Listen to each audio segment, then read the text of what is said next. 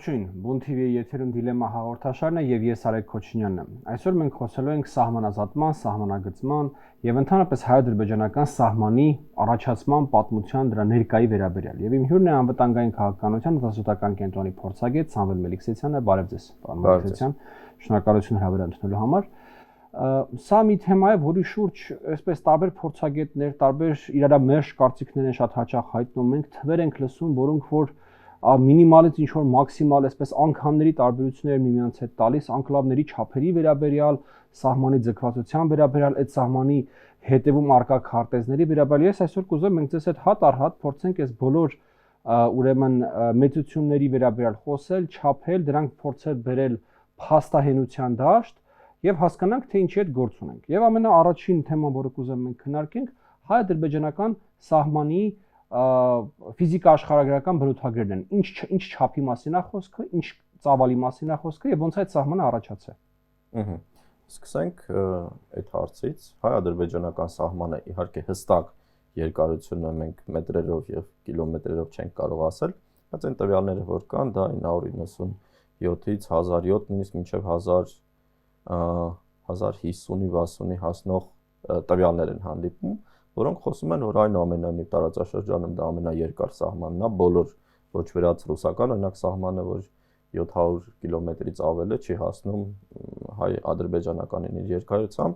եւ ունենք երկու հատված, մեկը Նախիջևանի ինքնավար հանրապետության հետ Հայաստանի սահմանն է, որը Երևանից ընդամենը 50-60 կիլոմետրի հեռավորության վրա է գտնվում, եւ հիմնական մասը դա այդ հայ-վրացական եւ ադրբեջանական սահմանների հատման կետից մինչեւ Արաքս գետը, մինչև Հայաստանի, Ադրբեջանի եւ Իրանի Իսլամական Հանրապետության սահմաններն են։ Ուրեմն հայ-ադրբեջանական սահմանը խորհրդային շրջաններում իհարկե կարելի է ասել ամենաբարձ սահմաններնից էր խորհրդային միությունում, մինչև կենտրոնական Ասիայում սկսվեց նույն գործընթացները, դա հիմնականում եթե Հայաստանի, Ադրբեջանի պարագայում 1920-ական, 30-ականներն էին, եւ որ ճշտում էին սահմանները, տարբեր որոշումներ էին կայացնում, պատկանելիության որոշումներն էր փոխվում, ինչ որ լուծումներ էին փնտրում այդ բարդ ժողովրդագրական պատկերի, որը կար նախկինում, որովհետև պետք է հասկանալ, որ հայ-ադրբեջանական սահմանի բարդության պատճառը առաջինը ժողովրդական բարդ պատկերն էր, որ կար, մինչ պետությունների, այսպես ասած, սահմանների ձևավորումը եւ դա նաեւ կոնֆլիկտների պատճառ 1918-1920-21 թվականներին, եւ նաեւ քաղաքական կոնֆլիկտները, որոնք կանգնած են հայ-ադրբեջանական սահմանի հետևին, եւ այստեղ պետք է նշել, եթե մենք ունեինք օրինակ արևելյան սահմանի արևելյան հատվածում, ընդհանուր պատկերացումը այն էր, որ կային ռուսական նահանգները, որոնք չեն համապատասխանում որևէ ազգագրական սկզբունքի, վարչական միավորներ էին, եւ ընկալումը այնպես էր հայկական կողմ ազգագրական սկզբունքի եւ մոտեցման կողմնակիցներ, Վրաստանը եւ ադրբեջանական կողմը դրան դեմ էին, որովհետեւ ֆորմալ առումով նախկին ցարական, ասենք, ցարական այդ նահանգների տարածքում իրենք մեծամասնություն էին կազմում, ասենք Ադրբեջանն ասում էր Բաքվի եւ Ելիզավետպոլի նահանգը, որ հայկական աղբյուրներում Գանձակի նահանգ էր կոչվում, այս անցնելով տոպոնիմների կռիվներին, ասում էր մենք այդտեղ ընդհանուր գումարում մահմեդականները, ոչ թե այն ժամանակ էթնիկ չէր շեշտում, այլ մահմեդականները մեծամասնություն են կազմում։ Վրացիներն ասում են Թիֆլիսի եւ Քութայիսի նահանգում վրացիներն են մեծամասնություն կազմում, թեև Թիֆլիսի նահանգում վրացիները օրինակ 44% էին կազմում, հայերը մոտ 25-26%, բայց իրենց համար այդ գումարը ավելի շահավետ էր, հայկական կողմը ասում էր չէ, նայեք, մենք լեռներում ավելի շատ ենք, եւ եթե վերցնում ենք, ասենք, նույն Լեռնային Ղարաբաղը, այդ Գանձակի լեռնային հատվածը, Տավուշ ժամանակակից Լոռին, հայերը այդտեղ 75-80% են կազմում։ Ընդհանուր առմամբ ասում են, եթե մենք այդ ազգագրական սկզբունքով ենք կազմում, հայերի տոկոսը ավելի բարձր է լինում այդ սահմաններով, քան ասենք մահմեդականներին, եթե նահանգներն ենք վերցնում ու հավասար է վրացիներին այդ Քութայիսի եւ Թիֆլիսի գումարով, բայց արդյունքում ամեն ինչ որոշեց, ես կասեի, ֆիզիկական ուժը, ու եթե մենք նայում ենք հայ-վրացական սահմանին, ինքը գրեթե շատ մեծ ճշտությամբ կրկնում է հայ-վրացական պատերազմի ավարտի զինադադարի գիծ, օրինակ, կամ հայ-ադրբեջանական սահմանին Տավուշում եւ Սյունիքում ինքը նույնպես կրկնում է հիմնականում այն, այսպես ասած, ավելի երկար ժամանակ այս կամ այն կողմի փաստացի վերահսկողության տակ գտնվող տարածքները, հա, որովհետև նկատունակ 1918-ից 20 թվականները եւ բոլշևիկների համար սա կարեւոր նաեւ գործոն էր, որովհետեւ իրենք նայում են, որ ավելի երկար որ վարչակարգն է եղել այդտեղ, հա, ադմինիստրացիան եւ հետեւաբար ավելի սովորական է դարձել բնակչության համար, ավելի քիչ խնդիրներ կլինի պատկերը փոխել։ Եվ Լեռնային Ղարաբաղի հարցի այդ բարդությունն էլ էր դրա հետ կապված։ Նախիջևանում կար նաեւ թուրքական գործոնը, որովհետեւ Նախիջևանի հետ Հայաստանի սահմանները գծվել են հայ-թուրքական պատերազմի արդյունքում եւ Նախիջևանը եղել է հայ-թուրքական պատերազմի ռազմաճակատներից մեկը, հա, ընդ որում պատերազմի սկզբին այդ գիծը ժամանակակից Նախիջևան քաղաքից մի 20 կիլոմետր հյուսիսեր Շախտախտի կայարանում էր գտնվում հայկական եւ թուրքական բանակների շփման գիծը, պատերազմի վերջին հասել էր Արարատ քաղաքի ժամանակակից եզրերը եւ այդ պատճառով նաեւ քանի որ Նախիջևանում թուրքական բանակը շատ առաջ էր եկել, դրոն օրինակ Սուրմալույցի հետ քաշվեց եւ եկավ Արաքսի հյուսիսային ափը, որովհետեւ արդեն թիկունքից հարվածելու վտանգ կար։ Եվ այս բարդ պատկերի պատճառով մենք ունենք նաև կոնֆլիկտների հիման վրա ստեղծված սահման, ինչպես նշեցի 20-ական 30-ականներին էլ է եղել այդ վեճերը սահմանային, եւ քանի որ եղել են սահմանային վեճեր, չեն եղել նորմալ քարտեզներ, շատ ընդհանուր են խորհրդային շրջանի այդ շրջանի քարտեզները, եւ սրա հետ կապված մենք ունենք տարբեր առասպելներ, որ առաջացել, օրինակ թեմաներից մեկը, որ մեր կենտրոնում նաև հաճախակի նշում ենք, դա Նախիջևանի եւ Թուրքիայի սահմանի արկայությունն է, որ ուղիղ տեքստով նշված է Կարսի պայմանագրի հավելվածներից մեկում, բայց ես տեսնում եմ, որ մինչեւ հիմա մեր հայ պատմաբաններն են կրկնում, որ չէ, սահմանը Թուրքիան եւ Իրանը փոխանակման արդյունքում են ստացել, ու վերջերս ադրբեջանական լրատվական կայքերից մեկը նույնպես նշել էր, որ Աթաթյուրքը թուրքական սոլիդարությունից եղնելով ստիպեց Պարսկաստանին, որ փոխանակեն օրինակ այդ հատվածը եւ սահման առաջանա։ Չէ, 21 թվականներից այդ սահմանը գոյություն ունի, բայց քանի որ ցանկալի է այդ բանը կա visual thinking-ը, հա, այսինքն ուզում են, որ այդպես լինի, հաճախակի դժվար է փաստերով չեղարկել այդ ընկալումները։ Ու սա կապված է նաև մեր այս թեմայի հետ, օրինակ անկլավների հետ։ Ամենա խնդրահարույց թեմաներից է, մոտ 4 տարի քննարկում ենք, ու սա նաև երևի կարևոր ցուցիչ է, որ 4 տարի լավագույն, այսպես ասած, հայաստանյան մտքերը քննարկելով այս թեման, առիթներ ունենալով, հասկանալով, որ սա լրջագույն թեմա է, որից կախված է նաև պետության անվտանգությունը, ինչքան անհեթեթ փաստեր, որ կարելի է բավականին արագ առավել եւս ժամանակակից աշխարհում ստուգել եւ իմանալ, կարելի է դա ճշտել, հա, մի քանի օրերի ընթացքում, լավ ամիսների ընթացքում, մենք 4 տարի չենք կարողանում գալ ընդհանուր հայտարարի տարական փաստերի հարցում։ Օրինակ, ասում են ադրբեջանական անկլավների չափերը, հա, ես կխնդրեմ այդ անկլավների չափերի քարտեզը մեզ ցույց տան, քանի որ ինքը կարևոր է, ասենք, նշում են չափեր, ընդ որում լրագրողները մեր տարբեր տեղեկատվական աղբյուրներ, որ իբր ադրբեջանական անկլավների չափերի գումարը Արցվաշենից 2 անգամ ավելի մեծ էր, ասենք Վերին Ոսկեպարը կամ եւ հակառակը կան պնդումներ, որ Արցվաշենն է ավելի մեծ, քան ուրեմն այդ ադրբեջանական անկլավները միասին վերցրած։ Այո, բայց հիմնականում քանի որ օգտվում են Վիկիպեդիայից եւ օգտվում են նաեւ ռուսական տարբեր ադրբեջանական աղբյուրներից, որտեղ չգիտեմ ինչն է պատճառը, օրինակ Վերին Ոսկեպարի մակերեսը նշում է երկրորդն է քարտեզի վրա, այդ ադրբեջանական անկլավը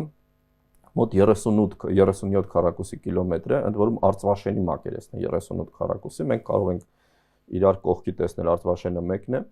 Վերին Ոսկեպարը երկրորդը, եւ կարող ենք տեսնել, որ չի կարող լինել նույն չափերի չեն իրենք, Վերին Ոսկեպարը ավելի փոքր է։ Սոֆուլի պարագայում ասում են 22 քառակուսի կիլոմետր է, այսինքն էլի համարյա Արցվաշենի այդ 38 քառակուսի կեսից ավելը, բայց տեսնում ենք, էլի ինքը չկա, առավել եւս Քյարքին նշվում է 22 քառակուսի կիլոմետր, 19 քառակուսի կիլոմետր ու բավականին տարական գործիքներ կան չափելու։ Ես կարծում եմ, սա նաեւ քարոզչության արդյունք է, որտեղ ադրբեջանական տարբեր աղբյուրներ փորձել են ժամանակին ավելի մեծ թվեր ներկայացնել։ Բայց հիմա մենք ունենք ճշգրիտ մեծ ճշգրտությամբ, որոնք հասանելի են բոլորին, որտեղ մակերեսները կարելի է նույնիսկ Google քարտեզներով չափել եւ եթե այս վիզուալ պատկերը բավարար չի, որ հասկանանք, որ չի կարող այս ադրբեջանական անկլավների գումարը Արցվաշենից 2 անգամ մեծ լինել, չափենք եւ հասկանանք, օրինակ, ինչպես նշեցի Տիգրանաշեն Քյարքին նշվում է 19 քառակուսի, ինքը 8.13 100-ական քառակուսի է, Սոֆուլու Բարխուդարլուն նշվում է 22 քառակուսի, ինքը 10 քառակուսի չի հասնում, 9 քառակուսի է եւ իհարկե վերին ոսկեպարը ամենամեծն է, բայց ելի Արծվաշենի չափերին չկա, ինքը մոտ 26 քառակուսի է։ Այսինքն այդ անկլավների տարածքի գումարը գերազանցում է Արծվաշենի մակերեսը մոտ 6 քառակուսի կիլոմետրով եւ դելիմիտացիայի ընթացքում իհարկե թե փոխանակում լինի նաեւ պետք է մենք կոմպենսացնենք նաեւ այդ մակերեսը 6 կիլոմետր քառակուսին պետք է կոմպենսացնենք, եթե այդ 3-ը մնում է մեզ, Արծվաշենը մնում է իրանց այդ տարբերակի դեպքում։ Այո, մի ուրիշ խնդիր կա, որ ասում են, եթե անկլավները մենք վերադառնում ենք անկլավներով քարտեզի, հայ-ադրբեջանական այդ սահմանն է երկարում, ասենք մի 100 կիլոմետրով եւ այլն նմանատիպ պնդումներ կան եւ երրորդ պնդումները, որ ընդհանրապես անկլավները գոյություն չեն ունեցել 20-ականներին, 30-ականներին, իրենք ինչ որ ձևով, ինչ որ ադրբեջանցի հովիվներ եկել են այդ տարածքներում բնակվել խորհրդային տարիներին, հետո փոխանցվել են Ադրբեջան։ Իհարկե նմանատիպ քաղաքականություն եւ սա պետք է հասկանալ խորհրդային շրջանում այդ տնտեսական որ խումբն է ավելի շատ օգտագործում ինչ որ տարածք, դա փաստարկներից մեկն էր, որ սահմանային վեճերում կայացվեր նման որոշում։ Ու կային նաև վեճեր, երբ որ արոտներ են օգտագործում ադրբեջանցիները կամ գյուղերը հայկական ինչ որ հողեր են օգտագործում, սկսում են վիճել ու պետք է ապացուցեն ով է ավելի երկար օգտագործել եւ այլն։ Քանի որ այդ հիմնավորումը կա ընդհանուր նաև տեքստերում, մարդիկ այդ հիմնավորումը միանգամից նաև այս անկլավների առաջացման եւ պատմության հետ են կապում, ու այն ընկալումը կա, որ իհարկե ադրբեջանցիները նախկինում ցարական շրջանում ավելի քոչվոր եւ խաշնարած էին, հատկապես այդ Հայաստանի հյուսիսարևելյան հատվածում, նաև Սյունիքի հատվածում հայերը նստակյաց էին եւ այդ պատկերացումը կա, որ իրենք այդ ճանապարհով են տարածվել, դա քիչ ավելի շուտ է եղել, իրականում 18-րդ դարի երկրորդ կեսին 19-րդ դարերում։ Այնուամենայնիվ հիմա ես խնդրում եմ 1922 թվականի տեքստը մեզ բերեն, որ սահմանների նկարագրությունը Հայաստանի ազգային արխիվի Սա դուք հանել եք ազգային արխիվից Բամբեր Հայաստանի արխիվների 2017 թվականի հրատարակությունն է 125-րդ համարը։ 1922 թվականին նկարագրում են Հայաստանի սահմանը, որտեղ նշվում են, ես գծել եմ կարմերով, առաջին իհարկե մի քիչ բարդ է լինելու ընկալելու համար, որ ասենք Բաղանի սայրում գյուղից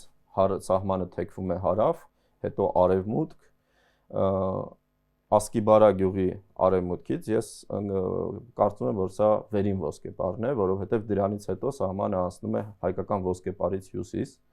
դա միակ տարբերակն է, երբ որ ինքը կարող էր գնալ այն մյուս Ասկիբարայից արևմուտք եւ գալ հայկական ոսկեպարից հյուսիս։ Բայց այստեղ եթե դեռ ասենք ինչ որ տարակարծիք կարող է լինել, այ երկրորդ դեպքում, եւ որ գրվում է, որ ինչալոց սխալ են գրել այս գյուղերի անունները նաեւ, օրինակ Կատուրքենդը Կոտի քենդն է, Կոտի գյուղն է, Մալին Մազամլի գյուղն է եւ այլն սխալ են ընթերցել այդ Լալախմեդը Լալաքենդն է, որ Վազաշենն է, բայց այստեղ նայեք երկրորդը Նոզապադնիե Սիլենի Ջաֆարլը Սոֆուլի Իբարխուդարլը։ Հիմա եթե մենք Ջաֆարլին, Սոֆուլին եւ Բարխուդարլուն քարտեզի վրա պատկերացնենք եւ Հայաստանի ու Ադրբեջանի սահմանը դրանցից արևմուտք է գնում, դրանցից արևմուտք օրինակ Իջևանն է։ Դա նշանակում է, որ եղել է սահմանը, դրանից արևելք եղել են այդ գյուղերը ու դրանից արևելք Ադրբեջանը, այսինքն նույնիսկ ուղիղ կապի մասին է խոսում այս գյուղերի եւ Ադրբեջանի, այսինքն իրենք ոչ թե անկլավ են եղել 20-ականների ընկալմամբ, 20-ականների սկզբի, այլ ուղիղ կապ են ունեցել ու նույնը վերաբերում է հայկական Բաշքենդ գյուղին, որը նշվում է ու նաեւ Արծվաշենն է, ընդ որում Արծվաշենից նաեւ բավականին խոշոր կտոր այդ ժամանակ դեռ համարվում էր Հայաստանի տարածք, այդ ՇՆԽ-երում կոչված հատվածը։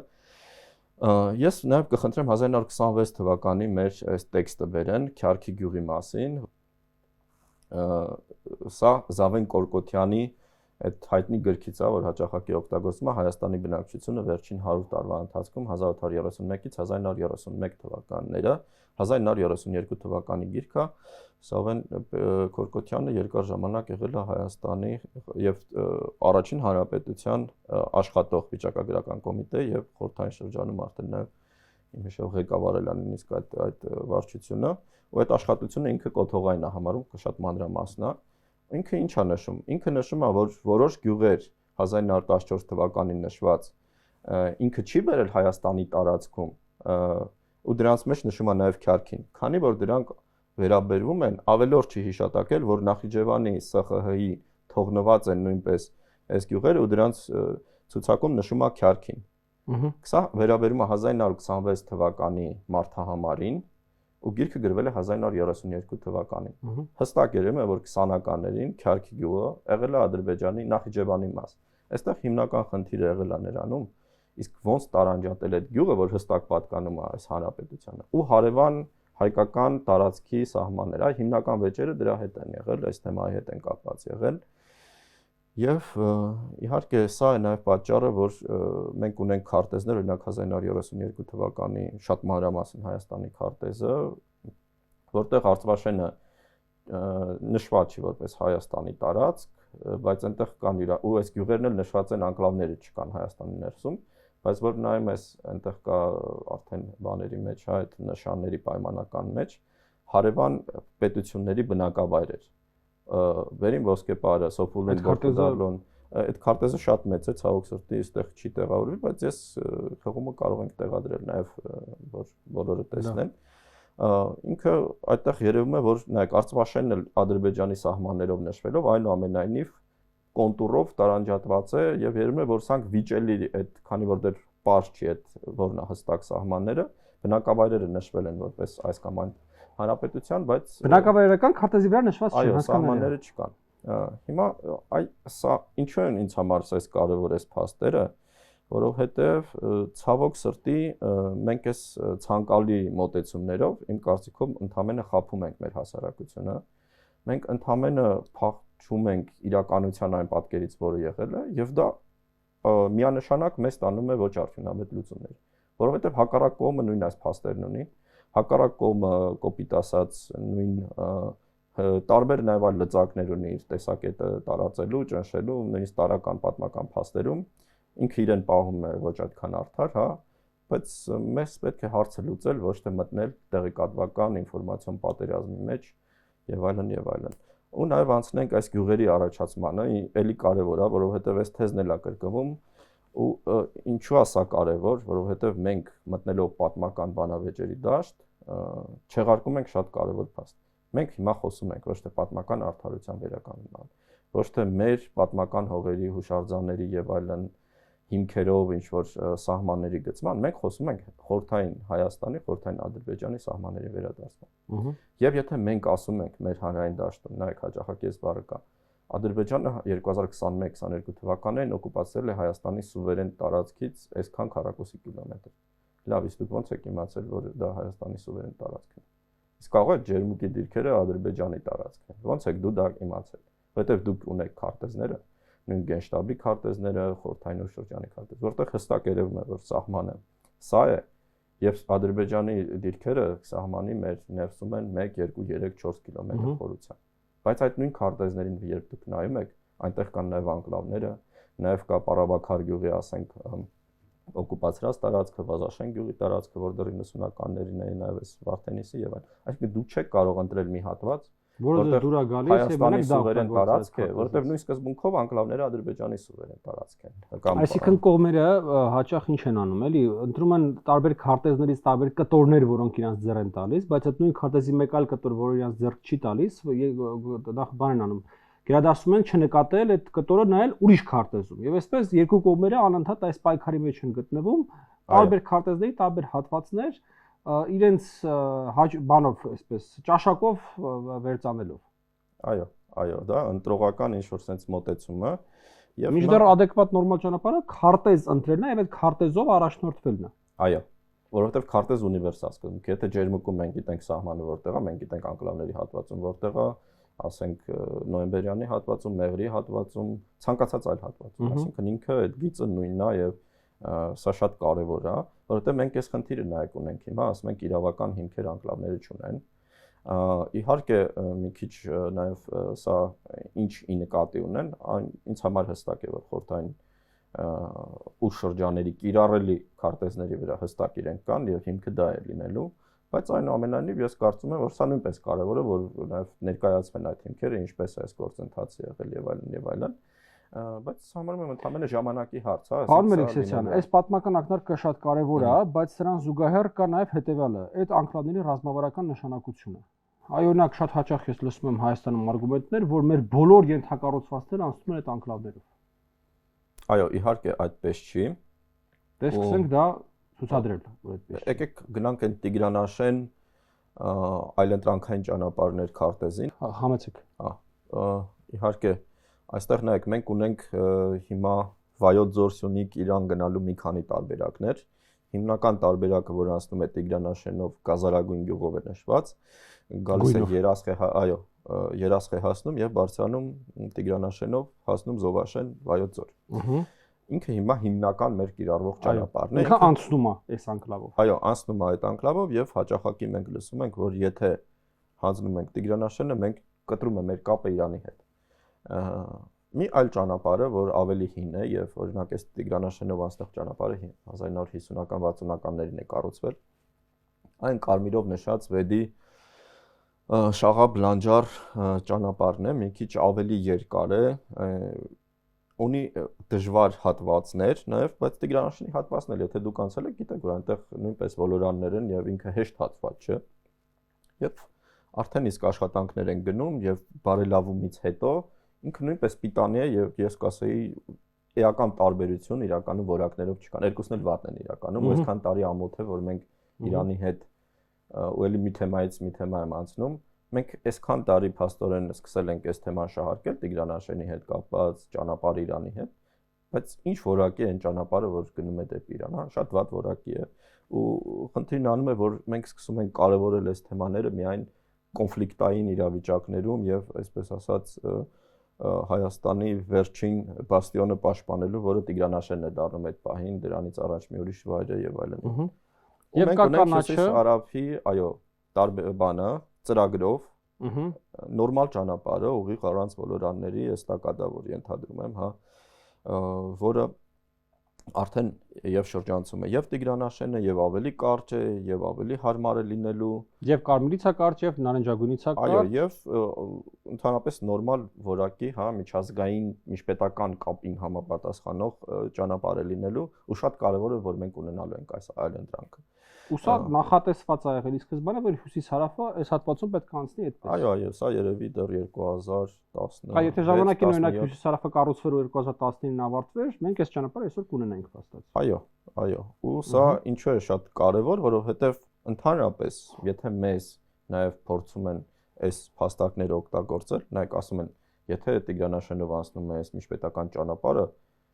ոչ մի դեպքում Տիգրանաշենը պետք է մենք բան չանենք, չօգտագործենք այս անկլավների թեմայում, Արծվաշենը մեզ պետք չի ընդհանրապես թող մնա իրենց, բայց Տիգրանաշենը չենք տա։ Չէ, սա ուրեմն խնդիր է, սա նշանակում է, որ մենք պետք է Եթե անցնում է անկլավի տարածքով, որը վիճելի տարածք է դառնում եւ սահմանազատման արդյունքում,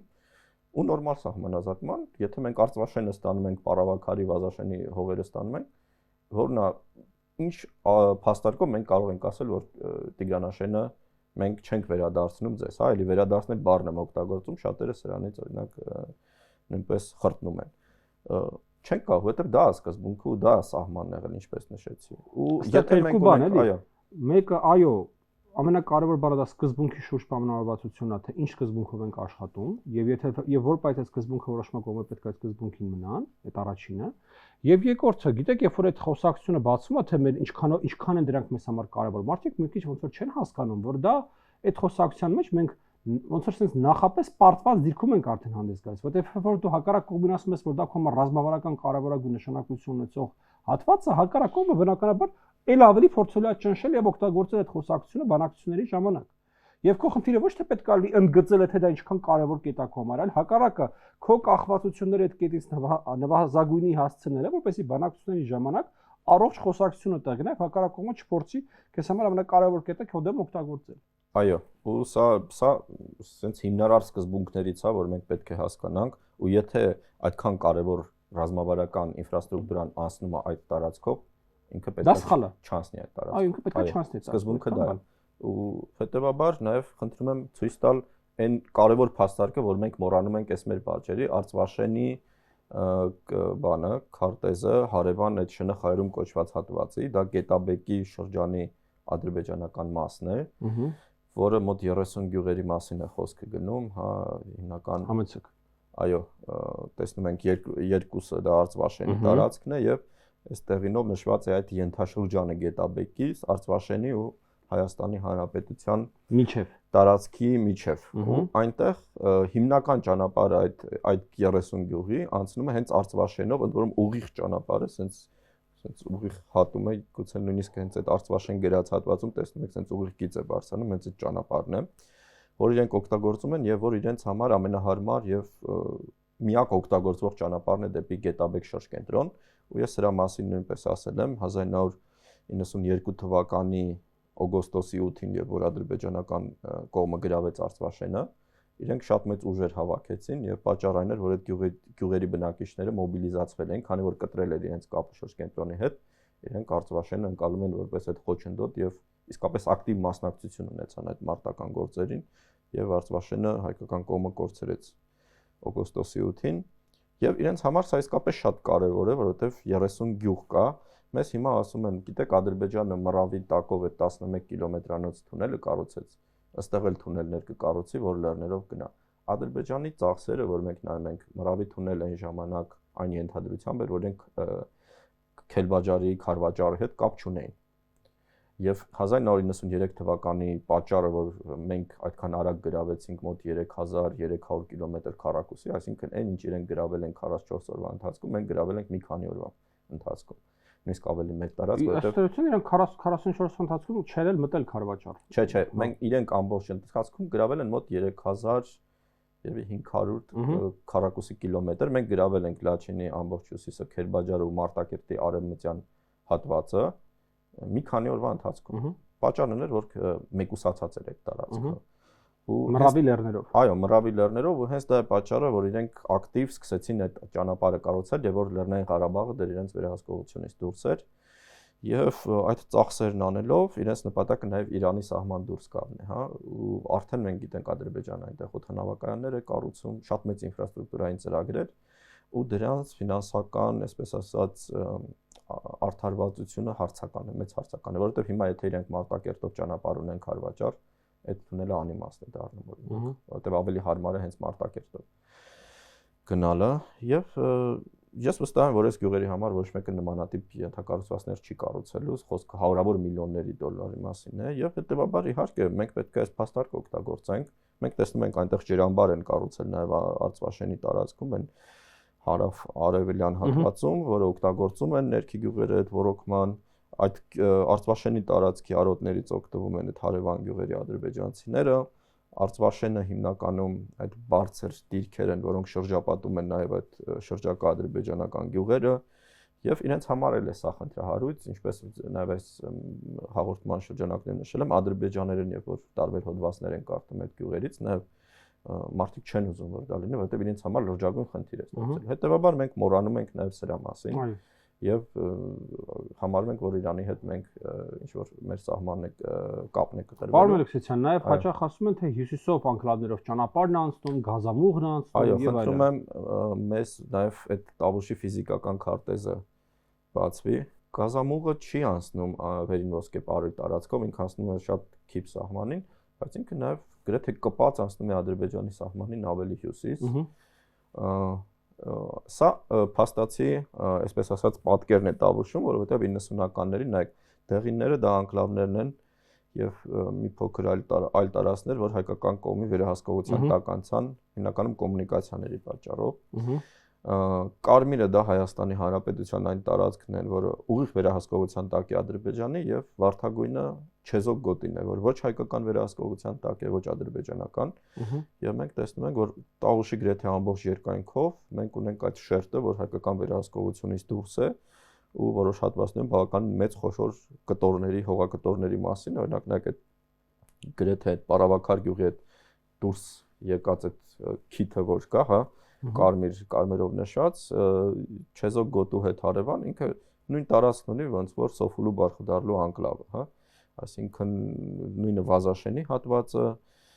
այդ Ջողազի ջրամբարից հյուսիս ընկած հատվածը, իսկ Բերդի տարածաշրջանի ամբողջ հարավային եզրը մենք տեսնում ենք, որ հայկական վերահսկողությունից դուրս է, բավականին խոշոր տարածքի մասին է, ինքը մոտ 22-23 քառակուսի կիլոմետրի մաս, դա այդ հարավային այդ մեծ վարդագույն գիծն է, որ կա։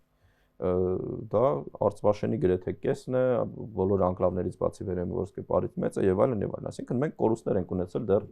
90-ականներին, ու ինչու է սա կարեւոր, մեզ հաճախակի ասում են, այս ոնց այս անկլավների թեման նոր առաջացավ, նոյեմբերից 20 թվականից հետո առաջացավ, տես թեմա չկար, սահմանների թեմա չկար, կար այս թեման, միշտ եղել է, մենք տարածքներ ենք կորցրել Տավուշում, մենք գյուղեր ունենք, որ 4 անգամ բնակչությունը դատարկ պակսել է այս տարիների ընթացքում, եւ պատճառը այն է, որ 90-ականներում Արցախում հաղթելով, հա, այս տարածքում մենք համարել ենք, որ դե ինչ որ մի ձևով կլուծվի, ու խնդիրներն են, որ մի ձևով լուծվել, այս ձևն է, որոնք մենք քննարկում ենք, մենք ընդունում ենք խորհրդային շրջանի սահմանները եւ դրանց հիմքով կամ փոխանակում ենք կատարում կամ վերադառնում ենք խստորեն, հա։ Պարոն Մելիքսյան, իսկ ավտոճանապարհը Ավտոճանապարհը անցնում է Վրաստան գնացող այն ոսկեպարի եռանկյունու հատվածով։ Ոչ թե անկլավով, այլ այդ եռանկյունների պատմությունը։ Ընդ որում եռանկյունին Ադրբեջանը մենք հիշում ենք 2024 թվականի մարտին պահանջում էր այդ տարածքը, ես բազմիցս նշել եմ, որ հայկական վերահսկողության տակ այդ հատվածում 4 գյուղերի մենք ունենք մոտ 8 քառակուսի կիլոմետր եւ դրանցից անցավ Ադրբեջանին 3.3 քառակուսի կիլոմետր, իսկ այդ եռանկյունին, որ ամենախոշորն է, մոտ 4.3, 4.5 քառակուսի կիլոմետրը, ինքը մնաց մեզ, որովհետեւ մենք ունենք նաեւ խոշոր հատված Ջողազի ջրամբարից հյուսիս եւ ադրբեջանցիները հասկացան, որ եթե մենք գնում ենք այս երկու եռանկյունները մի հատ մանրամասն են, էլի, ուրեմն Կարմիր եռանկյունին, որը որ մերն է հիմա գտնում Ադրբեջանի վերահսկողության ներքո եւ Դեղին եռանկյունին, որը որ իրենց գտնում է մեր վերահսկողության ներքո։ Հիմա եթե ստեղ էլ կա երկու տարբերակ ըստ էության, Դեղինը մնում է մեզ, Կարմիրը մնում է իրանց, կամ Կարմիրը վերադառնում է մեզ, Դեղինը վերադառնում է իրանց։ Ընդ որում, եթե Դեղինը վերադառնում է իրանց, Կարմիրը մեզ, մենք իհարկե Վրաստանի հետ այդ ճանապարհն ենք, այդ փոքր հատվածն ենք կորցնում, որը պետքա վերականգնենք այլ հատվածով անցկացնենք։ Պետք է կառուցենք։ Իսկ իրենք կորցնում են իրենց կապը այդ բոլոր գյուղերի հետ, որ կա, այսինքն Մազամն է, Ղուշի այրումն է եւ այս նոր անցած գյուղերն են, հա, Բաղանիս այրումը եւ Ներքին։ Ու հետաքրքիր նաեւ, որ այդ անկլավի եւ Դեղին եռանկյունու հենց մեջտեղը փաստորեն ոսկեպար գյուղն է հայկական։ Այո։ Այդտենց ստացվում է ոսկեպարից արևմուտք եւ արևելք ադրբեջանական բնակավայրեր։ Այո, դա խորհրդային շրջանում է եղել, բայց մենք տեսանք, որ Ադրբեջանը այդ ճկունությունը դրսևորեց այս եռանկյունու հարցում եւ հրաժարվեց այդ նախնական պահանջից, որովհետեւ իրենք էլ ունեն այս կոմունիկացիոն խնդիրներ։ Ու նաեւ մենք գնում ենք այդ Սոֆուլու Բարխուդարլու անկլավին, այսինքն երկրորդ ավելի փոքր այդ Դեղին կլորիկն է, շրջանակն է, որով անցնում էր նայեք մեր խորհրդային տարիներում անցնում էր հիմնական մայրուղին կապող Հայաստանը Ադրբեջանի, Վրաստանի եւ ընդհանրապես խորհրդային միության հետ, հա, այդ միակ միջպետական նշանակության մայրուղին էր Երևան, Իջևան, Ղազախը եւ անցնում էր նաեւ երկաթուղին, որը սկզբից մինչեւ 71 թվականը 1 թվականից մինչեւ Իջևան էր հասնում եւ Իջևան էր կայարանը, հետո 86-ին հասավ Հրազդան, այսինքն Երևանից մենք ունենք նոր երկաթուղագից նաեւ էլի կապող Բաքվի, Թբիլիսի, Մոսկվայի հետ։ Ու անցնում են այդ կոմունիկացիաները այդ անկլավի տարածքով։ Իմ կարծիքով սա ամենակարևոր հատվածներից մեկն է հայ-ադրբեջանական սահմանի, որովհետեւ հիմա եթե մենք այդտեղ վերականգնենք մեր եւ ադրբեջանական Բալա-Ջաֆարլի գյուղերի միջև մոտ 1.7 կիլոմետր ճանապարհ, մենք կարող ենք բացել ամենաէֆեկտիվ հաղորդակցությունը ավտոմոբիլային, օրինակ Թուրքիա եւ Ադրբեջանի միջև։ Հիմա օրինակ վարչապետը առաջարկել էր, որ Մարգարայով մտնի մեքենան եւ Կորնիձորով դուրս գա, ինքը այդ ընթացքում ասում է մի քանի լեռնանցքներ եւ մոտ 4.5-5 ժամ է պետք, որ հատի այդ տարածքը։ Իսկ եթե Կարսից մեր այդ դողոքափը Ախուրյան սահմանից մեքենան մտնում է Հայաստան եւ գալիս է հասնում է Ադրբեջանի սահման, ինքը մոտ 2.5 ժամ պետք է։ Մի հատ ասեք հատվածը, որտեղ այդ մի քանի կիլոմետր է պետքա վերակառուցվի։ Դա այ անկլավից անմիջապես հյուսիս եւ հարևան ադրբեջանական գյուղի միջև։ Դա այդ միջպետական խորհրդային շրջանում միութենական նշանակության այդ մագիստրալն էր, որ անցնում էր, ընդ որում կա կարծիք, որ քանի որ անկլավների հարցում մենք դելիմիտացիան չենք ավարտել, մենք չենք կարող բացել կոմունիկացիաները, քանի որ դա խնդիր է ստեղծում, բայց նայեք, այդ ադրբեջանական գյուղը, որ անկլավից հետո է Բալա-Ջաֆարլին, այն Կարմիրը, որ դրանից հետո մեծ կա, դա Հայաստանի Հանրապետության տարածքն է, Վազաշան գյուղի, այդ Վարդագույնի հետ մոտ 6 քառակուսի կիլոմետր էլի խոշոր հատված է, որ օկուպացրել է Ադրբեջանը, քանի որ այդ գյուղի միակ ճանապարհը կապ այդ միութենական նշանակության մայրուղին էր, որ անցնում է Հայաստանի Հանրապետության տարածքով։ Ասենք եւ մենք ունենք փաստացի հատված, որ անցնում է անկլավով, իրենց ֆորմալ առումով տարածքով, եւ իրենց մայրուղին է անցնում մեր տարածքով։ Եթե մենք գնում ենք, ասենք, սահմանազատման, ավելի բարդ առանց բացելու սպասում ենք մինչև որ ասենք սահմանազատվի նորանի։ Մենք ուղղակի ժամանակ ենք կորցնում, որովհետև հիմա այս երկուսն էլ գիտակցում ենք, որ այս տարածքը դեռ པարզ չի ոնց է լուծումը լինել, նաև այս տարածքը չի པարզ, բայց երկուսս էլ կարիք ունենք այդ կոմունիկացիաների եւ ընդունում ենք այն պատկերը, որ կա, օգտագործում ենք, վերջում ինչ լուծում էլ լինի, իհարկե ես նշել եմ, որ ցանկալի է, որ կոմունիկացիաները մնան այն կողմին, որը դրանց օգտագործում է, այսինքն Բալա Ջաֆարլին չկորցնի իր կապ Ադրբեջանի հետ եւ մենք չկորցնենք մեր այդ Իջևանի եւ Նոյեմբերյանի տարածաշրջանների կապ, որ նաեւ Վրաստան գնացող ճանապարհներից մեկն է։ Իմ պատկերացմամբ մենք կարող ենք արդեն իսկ սկսել ընդամենը 2 կիլոմետր հատված վերականգնելով եւ հիմա էլ անցնենք երևի այս թեմայի այն բարդ կողմերին, որ ցույց է տալիս մեր այդ մոտեցումների տարբերությունը, հա։ Ես կխնդրեմ մի հատ ցույց տան մեզ գնալով այն կետից, որտեղ կարող է սկսել ապաշրջափակումը, դա Դողուքափը անցակետն է Թուրքիայի տարածքում, որի արբանյակային պատկերը մենք ունենք։ Նայեք, այս արբանյակային պատկերը որ կա, Հայաստանի սահմանից մոտ 690 մետր է գտնվում այս անցակետը, թուրքական անցակետն է։ Թուրքական անցակետն է։ Մինչև անցակետ, դե եթե Google-ով դուք էլ բացեք նայեք, երևակ շատ լավ ճանապարհ է ասֆալտապատած, որ գալիս է հասնում մինչև անցակետ։ Սա անցակետն է, ոնց որ ինչ որ պաժարի հետքեր կան, հա, հրդեհի հետքեր կան կտուրի վրա, այս հատվածում, բայց մենք տեսնում ենք նույնիսկ իրենք ասֆալտապատ է ամբողջովին այդ հատվածը, դեմը ինչ որ նոր մանր ծառեր են տնկել, դա նշանակում է գործունեություն կա որոշակի եւ այլն, ու մինչեւ անցակետ իրենք ունեն պատրաստ աշխատող ճանապարհ, անցակետից մինչեւ Հայաստանի սահման 690 մետր, այդ ճանապարհը քանդված է, որովհետեւ չի օգտագործվել մոտ 30 տարի։ Հիմա խնդրում եմ ախորիկ մեր անցակետը ցույց տան, որ էլի նույն 30 տարի չի օգտագործել։ Ու մենք տեսնենք տարբերությունը։ Նայեք, սա ախորիկ հատվածն է, մինչև անցակետ ճանապարհը քանդված, վերևը երկաթուղին է, որ նույնպես լրիվ քանդված, թալանած։ Անցակետից հետո պարզ է նույնպես ճանապարհ չկա, ինչ որ արդեն խոտ է դուրս եկել այդ հատվածում։ Անցակետի կտուրը, եթե հնարավորություն լիներ մի քիչ խոշորացնել, դուք կտեսնեք, որ քամիների կամ չգիտեմ ինչ պատճառներով կտուրը փոկվել է եւ ոչ մեկը չի վերականգնել։ Թուրքական անցակետը 30 տարի չգործելով ասֆալտապատ էր, ինքը պատրաստ է արդեն կիրառման, հա։ Մերը պետք է արդեն մենք նոր անցակետ փաստացի կառուցենք, ես վստահ եմ այնտեղ չկան եւ պատուհաններ եւ այլն, այսինքն թալանված, լքված վիճակի։ Կարևոր չի, որ սա պետական գույք է։ Մենք տեսնում ենք թուրքական կողմին 30 տարի ինչ որ բան չի օգտագործում պետական գույք, ինքը նորմալ ֆունկցիոնալ վիճակում է, մեր մոտ այս վիճակն է, ինչը սա խորհրդանշանական է, որովհետեւ նույն խնդիրը մենք ունեցել ենք Իջևան Ղազախ այդ հրազդան երկաթուղու հարցում, որ հենց սկսել ենք չգործել, կամած սկսել է թալանը։ Մեղրին ընդհանրապես գիտենք երկաթուղին ինչ է կատարվել։ Եվ նաև խնդրում եմ Բիչանակի օրինակ ցույց տան մեզ հատվածը հայ-ադրբեջանական սահմանի, դա Նախիջևանի գնացող հիմնական, շատ լավ է, որ այս ֆայլը բերվեց, Նախիջևան գնացող հիմնական ճանապարհներ խորհրդանշան։ Սիսիանի լեռնանցքով կապն է Հայաստանի եւ Նախիջևանի միջեւ։ Եվ Նախիջևանի, նայեք, Ադրբեջանը դեռ սա իմ հիշելով այս պատկերը ես հիշում եմ 2018-19 թվերից առնվազն։ Մինչև իրենց այդ բանը, հա, ռազմական այդ կառույցը, որ կա մինչև գրեթե մեր սահմանին կպած, իրենք իդեալական վիճակի ասֆալտ ունեն։ Դրանից հետո այդ ճանապարհներն են, որ գնում են իրենց դիրքերը, ընդ որում իրենց դիրքերը Հայաստանի Հանրապետության տարածքում է, սա դեռ 90-ականներից է, հատվածներ կա, որ մեր դիրքերը 2 կիլոմետր խորությամբ են այս հատվածում Նախիջևանի։ Սահմանից 2 կիլոմետր հետ ենք։ Այո, քանի որ իրենք դիրքավորվել են Լեռնաշղթայի գագաթին, սա 1990-ականից է։ Ու նայեք դրանից հետո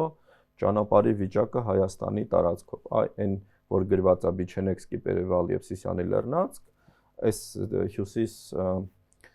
արևելյան հատվածում հայկական դիրքերն են, հայկական զինուժի դիրքերն են Հայաստանի տարածքում, էլի երևի 1 կիլոմետր խորության վրա կլինի կամ փոքր քիչ դրանից։ Ու այս ճանապարհը, որ հիմա նայում ենք, սենց քանդած է, սա ոչ միայն այս հատվածում է, քանի որ ինքը չեզոք գոտի է, երևի եթե շարունակենք էլի Google-ով նայել, էլի ինքը շարունակում է Հայաստանի տարածքում եւս։ Հիմա Ադրբեջանն էլ կարող էր նույն սկզբունքով, նենց իրենք չեն կիրառում հենց սա միայն ռազմական նպատակների համար կիրառվող ճանապարհ է եղել վերջին 30 տարին, բայց իրենց մոտ իդեալական եւ շահարկման, շահագործման պիտանի վիճակում է եւ հենց բացվի սահմանը իրենք ունենալու են պատրաստ ենթակառուցվածքներ, մենք մի 10 կիլոմետր պետք է նոր ճանապարհ կառուցենք, նոր ենթակառուցվածքներ կառուցենք ու ինչու է սա կարեւոր, որովհետեւ եթե դուք նայում եք նայում եք նաև այս նույնիսկ արբանյակային պատկերները մինչև ասենք 2010 երևի թվականներից ես ուշադիր հետևում եմ ինչ փոփոխություններ էր կատարում նույն ռազմա դիրքերի կահավորման, խորության Ադրբեջանի տարածքում եւ Հայաստանի հատվածում ասենք տարիներով այնտեղ պատկեր էր փոխում ես որ Ղազախի հատվածում նայում եմ 10 կիլոմետր խորության վրա ինչ որ դիրքեր են առաջանում այսինքն մարդիկ պատրաստվում են որ մենք ներխուժելու ենք իրենց տարածք 10 կիլոմետր խորությամբ եւ ինչ տարբեր սցենարներ են պատրաստում մենք դա չունեինք եւ այս ենթակառուցվածքների վիճակը շատ խորհրդանշական է եւ նաեւ ցույց է տալիս որ մենք ինչքան մեծ աշխատանք հիմա ունենք անելու եւ իմ կարծիքով մենք ուշանում ենք, հա, այս մենք փաստորեն ոչ միայն խաղաղությանը առանձնապես չենք պատրաստում, մենք նաև պատերազմին առանձնապես չենք պատրաստում։ Մենք ոչ միայն դիտությունը չենք անում, այլ նաև չենք պատրաստում այդ սցենարներից եւ որևէ մեկի։ Դե արդյունքներից կարծում եմ ակնհայտ է, որ այդպես է եղել, բայց հիմա մենք նաև հասկանալով այս մի քանի խնդիրները, իմ կարծիքով մենք ուշանում ենք, հա, պետք է ավելի ակտիվ լինենք ու սրանք ընդհանրապես ցույցի չեն, որ սա քրոնիկական բնույթի խնդիրներ են, որ կուտակվել են մեր մոտ եւ կարիք ունեն լուծելու։ Շատ լավ, պարոն Միրզյան, վերջին հարցը։ Հիմա Հայաստանին եւ Ադրբեջանին սպասում է սահմանազատման սահմանագծման գործընթաց։ Հուսանք այդ process-ը տեղի ունենալու այսպես նորմալ մեթոդաբանության հիման վրա ոչ թե ուժի վրա, որ թվականների քարտեզներն են ըստ ձեզ, որոնք հիմք են ծառայելու, որոնք են որ իրավական ուժ ունեցող եւ այսպես ամենամանրամասնված քարտեզներն են։ Դրանք ինչպես նշվել է բազմիցս, հենց այդ 70-ականների ու 80-ականների խորհրդային գենշտաբի այդ քարտեզների Դրանք հրապարակային քարտեզներ են, կան դրանք հրապարակային։ Կիլոմետրանոց քարտեզները հրապարակային են դեռ ես մի 10 քանի տարի 2009 թվականից ես դրանք ունեմ 500 մետրանոց համարում են ավելի գաղտնի մի մասը օրինակ տարբեր ժամանակ հնարավոր է գտնել տարբեր ռեսուրսներով հիմա արդեն անհասանելի են համացանցում, բայց իհարկե դրանք հայտնի են, այնտեղ ինչպես է եղել հայ-ադրբեջանական սահմանը, որն է հայ-ադրբեջանական սահմանը, շատ լավ հայտնի է ու այստեղ խնդիր չկա, հա, խորհրդային շրջանում, ու ինչու է կարևոր Ալմա-Աթայի հռչակագիրը, որովհետև ինքը հղում է ուժ խորհրդային շրջանում գոյություն ունեցող վերջին հաստատված վարչական սահման։ Մենք գիտենք այս զրույցները, որ 1988 թվականին եղավ նոր այդ կոմիսիան, որ աշխատեց եւ եկան արդյունքների, հա 84-ից մինչեւ 88-ը աշխատեցին, որ դրանք ավելի բարենպաստ էին հայկական կողմի համար, այնտեղ օրինակ ինչ էր նշում, նույն այդ ներքին ոսկեպար գյուղը որ կա, որ եկեղեցու այդ ոսկեպար եկեղեցու հետևներ, քանի որ ինքը հաճել էր հասել էր եկեղեցի, մտել էր Հայաստանի տարածք, ասում են դե լավ, հիմա մարդկանց դուրս չեն կանելու այդ ընդունում ենք, ճանաչում ենք որպես Ադրբեջանի մաս, իսկ Հայաստանի մի ուրիշ հատվածում մի փոքր փոխհատուցում ենք նույն մակերեսով անում։ Հիմա եթե այդ սահմանը լիներ, մենք ոսկեպարի եկեղեցու հետևը, այն տների ավերակները, որ կա, որ հիմա Հայաստանի տարածքը դեռ մի 70 մետր, դա լինելու էր Ադրբեջանի տարածք օրինակ։ Բայց շուրնուխը լինելու էր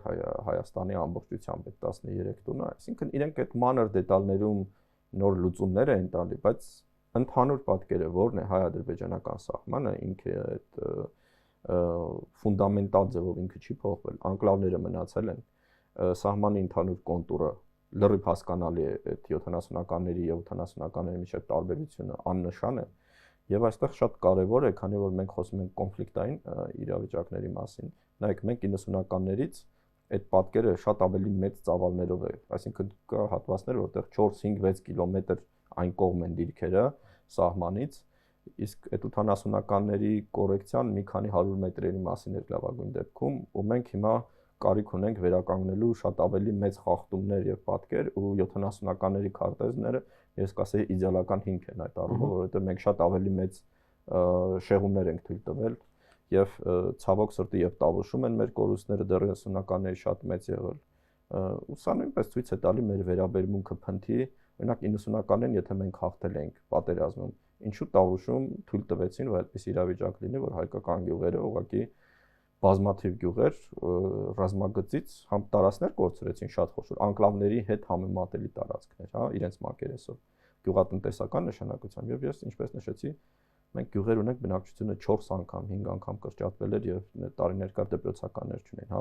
որ ինչպես բարեկամավանը դա եղել է 94 թվականին, արդյոք մենք չենք կարող այդ հարցը լուծել։ Կարող ենք իմ պատկերացմամբ, ուղղակի այդ հարցը ոչ մեկին հետաքրքիր չի եղել, որովհետև մտածել են այդ մեծ ավելի գեոպոլիտիկ ձեռքբերումների համատեքստում ինչ որ գյուղերի փոքր հողակտորները անկլավների թեման, այս մանր-մունր հարցերը ինչ են, էլի, այսպես կենցաղային լեզվով ասած, բայց սրանք այն քրոնիկական հիվանդություններն են, մանր օջախներն են, որ հետո աճել են ու հիմա մեզ համար շատերի համար անսպասելի են, բա ոնց է որ մենք տենց խնդիր ունենք, այս ոնց եղավ որ մենք Տավուշում փաստորեն տենց սահմանները པարզ չի, կորուստներ ունենք եւ այլն, որ այդ մոտեցմամբ եղավ, որովհետեւ մեզ համար սա կարեւոր չի եղել, իսկ հենց որ դա կարեւոր է դարձել հակառակ կողմի համար, մենք դրանք պատրաստ չենք։ Շնորհակալություն, պարոն Մեսրոսյան։ Շնորհակալ եմ։ Հարգելի հեռուստադիտողներ, այսօր մենք փորձեցինք, գիտեք, ավելի շատ խոսել են միֆերին եւ այդ միֆերին պատասխանելու վերաբերյալ այս բոլոր գործընթացների մեջ, փորձեցինք դա անել հնարավորինս փաստահեն ձևով։ Ես հուսով եմ, որ այս հաղորդումը ինչ որ չափով կարողացնի այս խոսակցությունները, այս թեմաներով խոսակցությունները, որոնք որ կան մեզանում, եւ պատրաստ ենք նաեւ շարունակել այս թեմայով խոսակցությունը։ Լավ եղեք, կհանդիպենք յուրաքանչյուր Կիրակի 19:00։